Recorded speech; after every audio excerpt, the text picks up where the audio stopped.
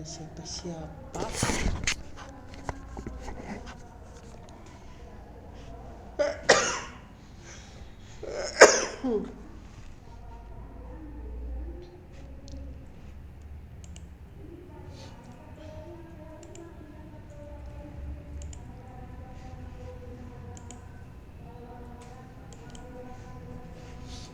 Ya udah deh, mulai aja.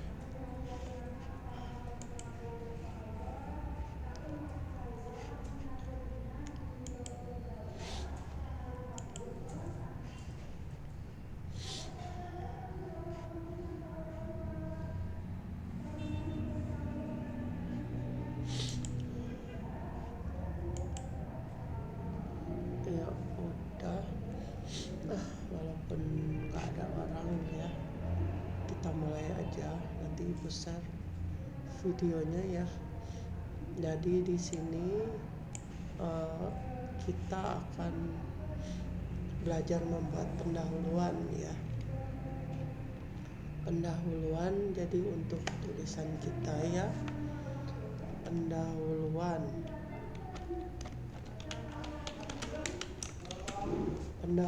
yang bagus ya. Jadi kita pasti butuh pendahuluannya untuk menceritakan kepada orang apa penelitian kita dan kenapa dibuat penelitian kita ya.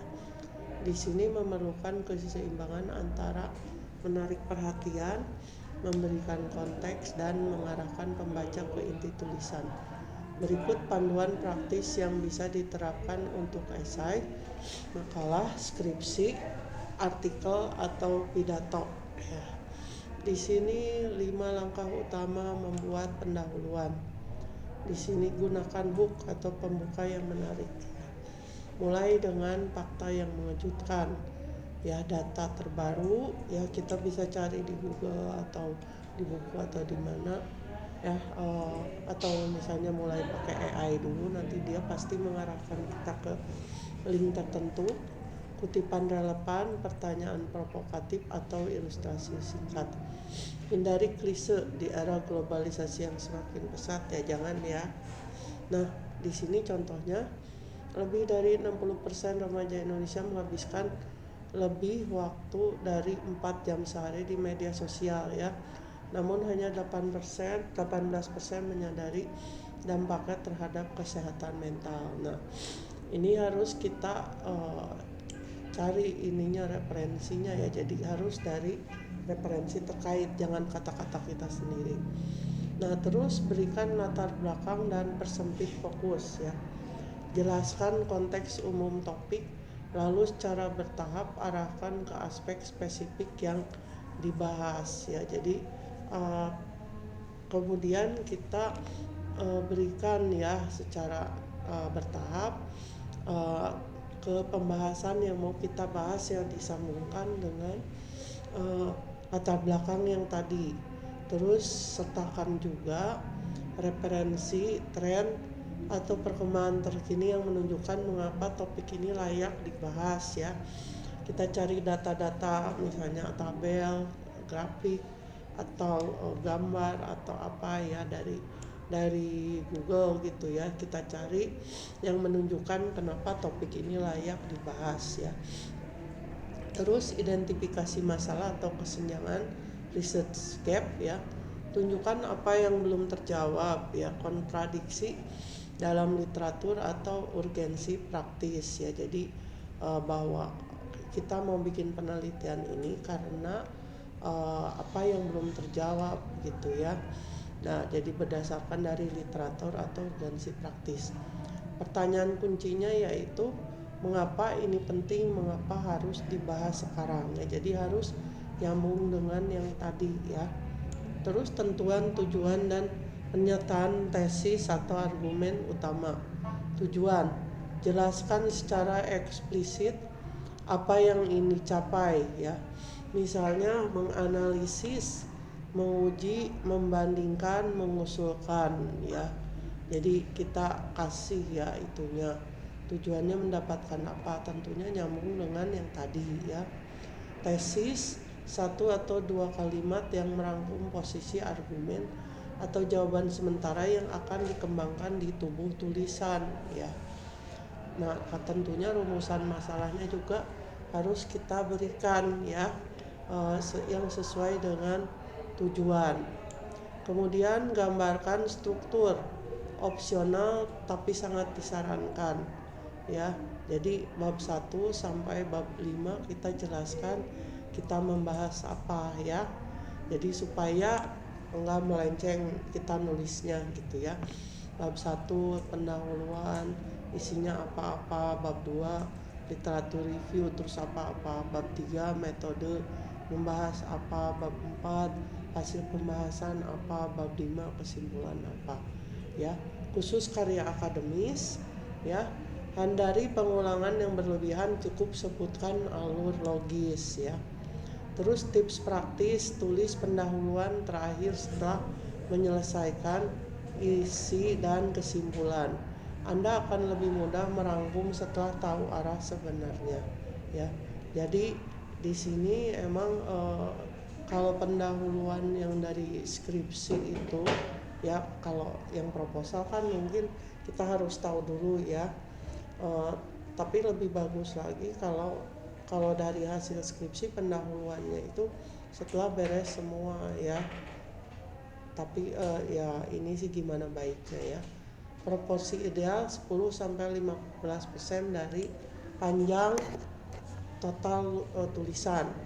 Terus sesuaikan dengan audiens dan genre ya. Pendahuluan skripsi lebih formal dan metodologi, sedangkan artikel populer lebih naratif dan langsung. Nah, jadi kita bisa lihat contoh-contoh ya sebelumnya ya. Jadi makanya kita harus baca skripsi-skripsi yang sejenis itu begitu ya. Jadi terus gunakan kalimat aktif dan hindari jargon yang tidak perlu. Kesalahan umum yang harus dihindari. Nah, kesalahan misalnya terlalu umum atau panjang. Dampak pembaca kehilangan fokus sebelum masuk ke inti ya. Terus tidak ada tujuan atau tesis. Tulisan terasa tidak terarah dan evaluatif ya. Jadi harus ada jelas tujuannya ya, dari rumusan masalah dan dari tulisan kita sebelumnya. Terus hook tidak relevan, menurunkan kredibilitas dan alur logika ya. Terus mengulang isi bab tanpa konteks, terkesan seperti ringkasan bukan pengantar ya. Nih contoh ya, ini ada contoh pendahuluan yang singkat ya. Jadi gaya akademik gitu ya. Penggunaan kecerdasan buatan dalam rekrutmen tenaga kerja meningkat 300% dalam 5 tahun terakhir ya. Tentunya ini harus berdasarkan data ya, harus kasih citasi.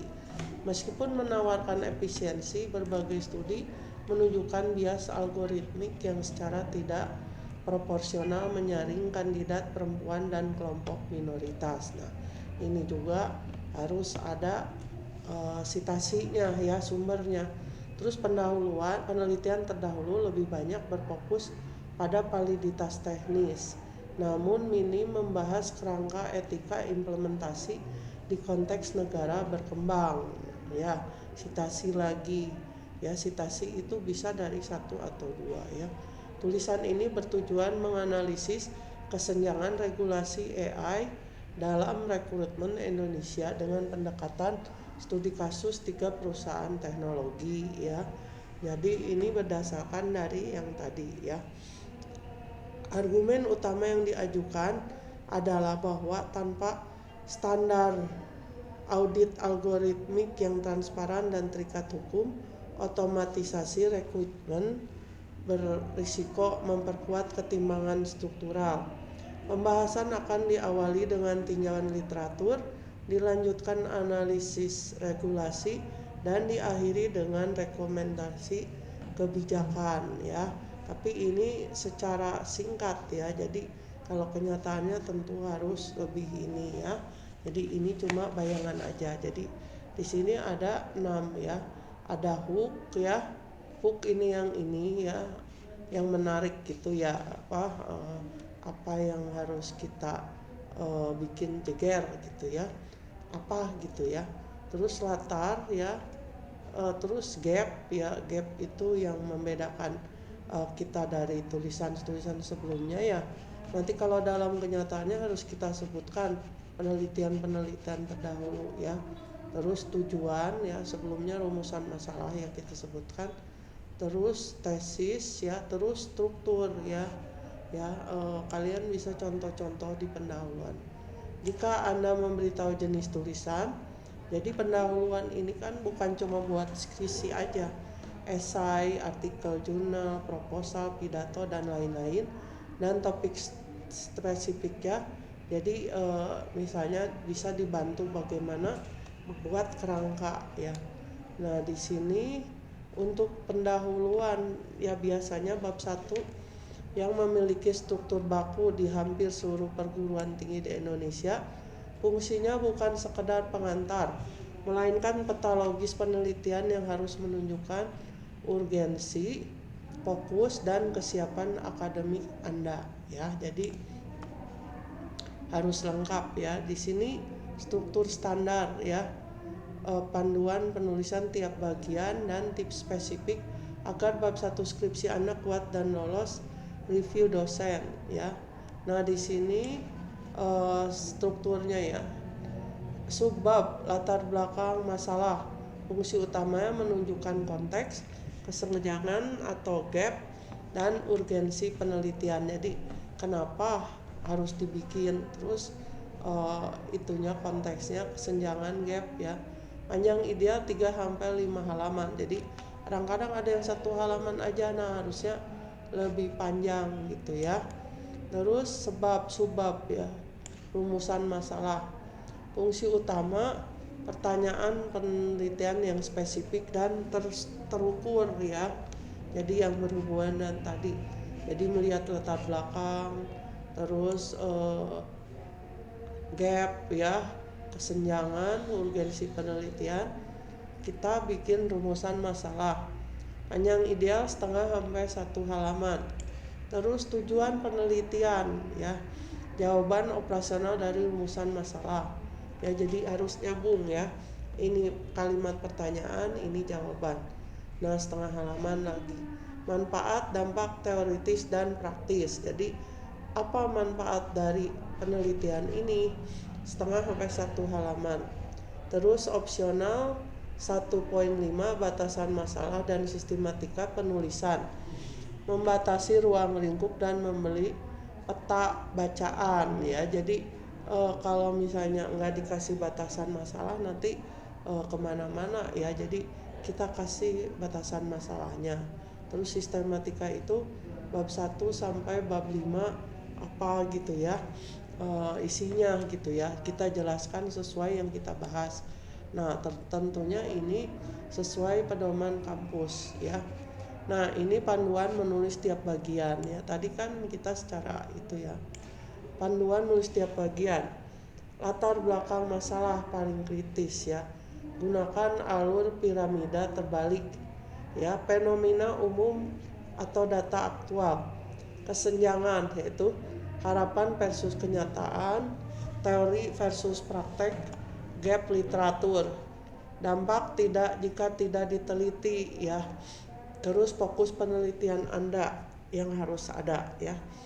Misalnya data empiris terkini, misalnya dari Biro Pusat Statistik, jurnal 3-5 tahun terakhir, laporan instansi ya. Jadi harus ada data terkini yang menunjukkan ya.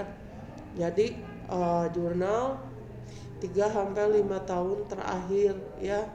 Jadi makanya harus 5 tahun terakhir supaya ini bahasannya tuh masih fresh ya. Jadi nggak ketinggalan gitu. Apalagi yang teknologi cepat sekali. Terus kutipan regulasi atau kebijakan yang relevan ya. Referensi penelitian terdahulu, tunjukkan apa yang belum mereka bahas ya. Jadi si ini ngebahasnya gini ya, tentunya yang nyerempet ke topik kita. Si ini ngebahasnya ini, si ini gini ya. Terus kalimat penutup yang secara eksplisit menyatakan, berdasarkan uraian di atas, peneliti tertarik melakukan penelitian berjudul. Nah ini baru kita sebutkan ya. Jadi di sini ya harus ada data-data empiris, kutipan regulasi yang berhubungan, referensi terdahulu, terus kalimat penutup. Hindari narasi sejarah panjang tidak relevan ya. Opini tanpa data atau kutipan ya, jadi harus ada asal dari mana, terus langsung lompat ke variabel tanpa jembatan logis ya. Jadi harus sesuai ya. Mana sih, bentar. Terus ini mana sih tadi, maaf ya.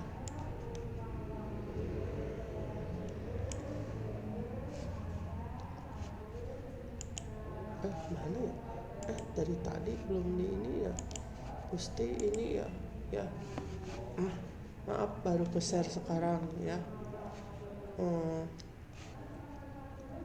Ada orang tuh, aduh cuma saya sendiri. Nah di sini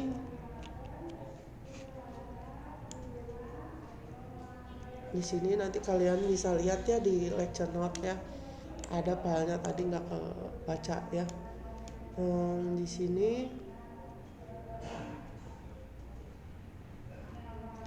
Di sini ada manfaat penelitian, dampak teoritis dan praktis. Oh iya tadi di sini rumusan masalah, bentuk pertanyaan bukan pernyataan, namanya juga rumusan masalah. Jadi spesifik, terukur dan selaras dengan metode yang akan di bab 3 ya. Jadi bab 3 kan metode ya, jadi alat bahan cara, jadi harus mengacu ke sini ya. Contoh kuantitatif, apakah terdapat pengaruh signifikan antara X dan Y pada populasi Z ya. Contoh kualitatif, bagaimana proses adaptasi A dalam menghadapi B ditinjau dari perspektif Z ya, perspektif populasi Z. Contoh kualitatif, bagaimana proses adaptasi A dalam menghadapi B ditinjau dalam perspektif C ya.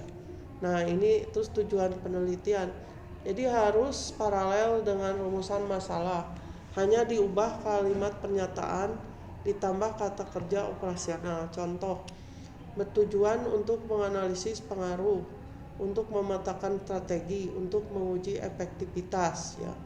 Manfaat penelitian pisahkan menjadi 2, yaitu teoritis, kontribusi pada pengembangan ilmu, pengayaan referensi atau pengujian teori ya manfaatnya. Praktis, manfaat bagi instansi, masyarakat, pembuat kebijakan atau profesi terkait ya. Jadi ada teoritis, ada praktis. Terus hindari klaim berlebihan, misalnya menyelesaikan masalah X secara tuntas, fokus pada memberikan masukan, rekomendasi berbasis data. Terus tips strategis khusus skripsi, tulis latar belakang setelah bab 2 dan 3 draft selesai, Anda akan mudah.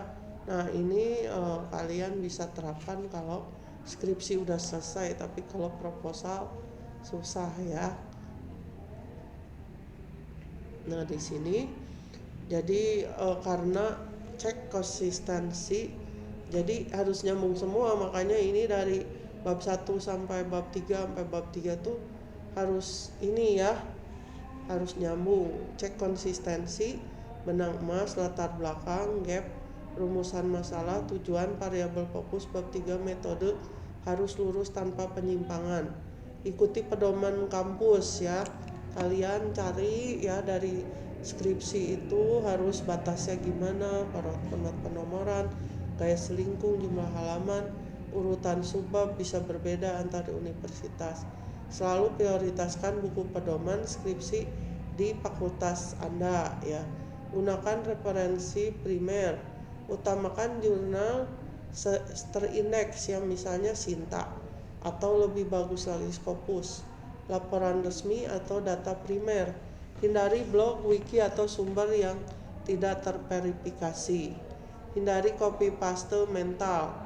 Jadi di sini dosen penguji sangat sensitif ya terhadap latar belakang terasa template ya. Jadi misalnya kalian copy paste dari AI ya jangan ya, harus kalian cari sumbernya, terus harus kalian lihat lagi itunya ya, apa sumber aslinya ya. Terus gap data relevan dengan konteks lokal atau topik Anda. Contoh alur singkat bisa diadaptasi ya. Paragraf 1, paragraf 2, paragraf 3, paragraf 4, kalimat penutup ya. Di sini fenomena X ya, paragraf 1 meningkat 40% dalam 3 tahun terakhir berdasarkan data Y, sumber tahun ya dicantumkan. Terus paragraf 2, secara teoritis Z seharusnya mampu menekan X, namun studi A 2023 dan B 2024 menunjukkan hasil inkonsisten di konteks negara berkembang. Terus paragraf 3, di Indonesia implementasi Z masih terkendala oleh faktor C dan D yang belum dipetakan secara komprehensif. Paragraf 4, kesenjangan ini berpotensi mengakibatkan E jika tidak diteliti lebih lanjut. Berdasarkan latar belakang tersebut, penelitian ini difokuskan pada analisis pengaruh Z terhadap X wilayah F yang dirumuskan pertanyaan berikut ya. Nah, urutan berikut ya.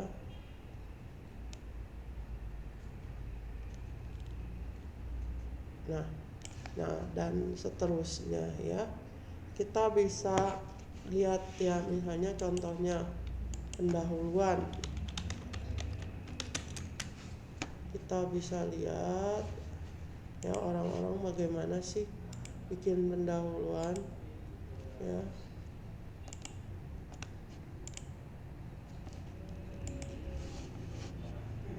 Nah, ini contohnya ya.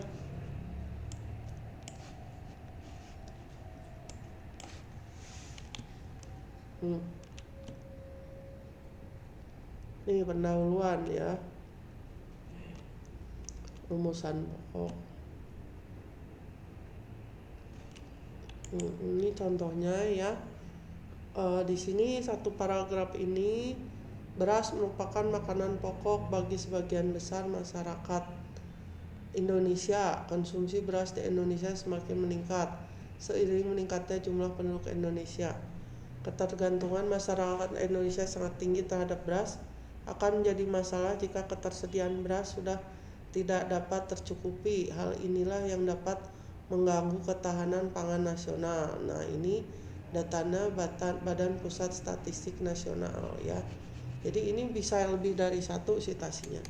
Terus tahun ini ya, bla bla bla, konsumsi beras Indonesia sebesar ini ya, mengalami penurunan. Di sini ada Kementerian Riset Teknologi ya.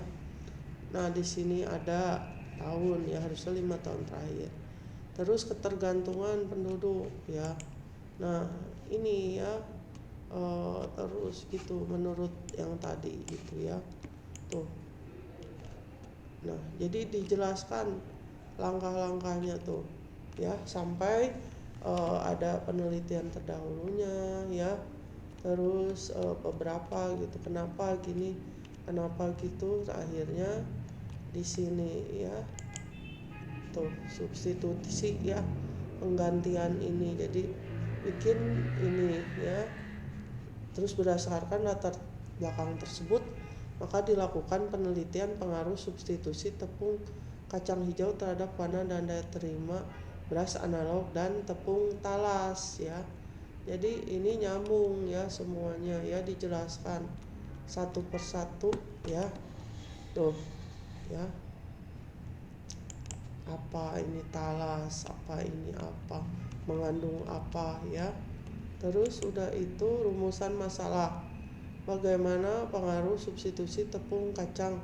Nah, ini harusnya lebih dari satu ya, sesuai dengan tujuan ya, tapi ini yang lain. Jadi kita lihat tujuan ya. Terus ini rumusan masalahnya harus nyambung ke tujuan ya, karena tujuan itu kumpulan dari rumusan masalah, terus manfaat, terus ruang lingkup ya bagi peneliti ya. Jadi ini ya, ada latar belakang, ada rumusan masalah, tujuan, metode penelitian, manfaat penelitian, terus penulisan ya. Nah, di sini kita bisa lihat lagi ya.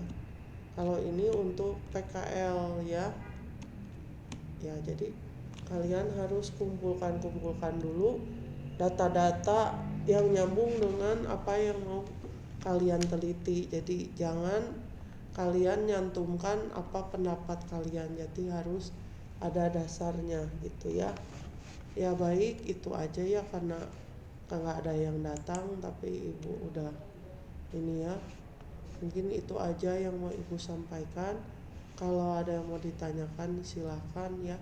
Soalnya pendahuluan ini paling penting ya, yang berhubungan dengan tulisan kalian ya. Jadi ya masih ya. Mungkin gitu aja dari ibu ya.